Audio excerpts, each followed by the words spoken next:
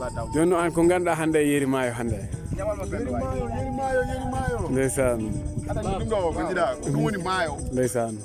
sa nani yari maayo wona yeri wiyete ko yaari maayo sa nani yaari maayo komo gandal mum yaari maayo ndeysan wona yari aɗani sa nani yimɓe hewɓe ne kaala mbima yari maayo mo yarani deɓɓele cikkata ko jarɗo maayo deɓɓele ala ko yaari maayo ndeysan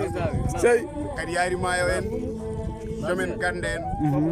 kamɓe goni ɓurnoɓe harde e Fouta guila hanki nde won noon hakkude waɗiɓe wonde ɓurɓe gonɗude e Fouta ndeysan nde won noon so tawi neɗɗo woni karɗo tan hewani wonde penowo hewani wonde ɗaminiɗo hewani wonde jiggotoɗo hewani wonde jillotoɗo heewi ko wonde jilleteɗo ɗum woni ko jiiɗa Fuutankoɓe ne mbiya cuballo ko aadiyanke so yiiɗi ine wawi yidde sono haaldra e ma haaldra e ma ko gonga so nanggui woppata ko aadiyanke celluɗo e fimde muɗum waɗi noon ko wonde karɗo guila hanki nde ndeysan wallahi waɗi noon ko wonde karɗo guila hanki nde ndeysan kamɓe gonatno e dande maayo kamɓe goni awannoɓe kamɓe goni haɓannoɓe e baroɓe kamɓe goni darotonoɓe so gabi ɗi kanga mabɓe gara e pallinoɗo ɗumen kamɓe goni ƴentinannoɓe liɗɗi mawɗi saraji maayo ngo ene waɗi gurdam ko wiyete tuddude yimɓe woɗɓe ne gara e mabɓe ɗo jiggade daña ko ñaami nde won noon kamɓe koɓe haarde ɓe keyɗani ndeysan tenkoyani hay goto e Fouta wallahi sa wonimo wona tenkowo noon gonta ko haaliyeki gonga walla wona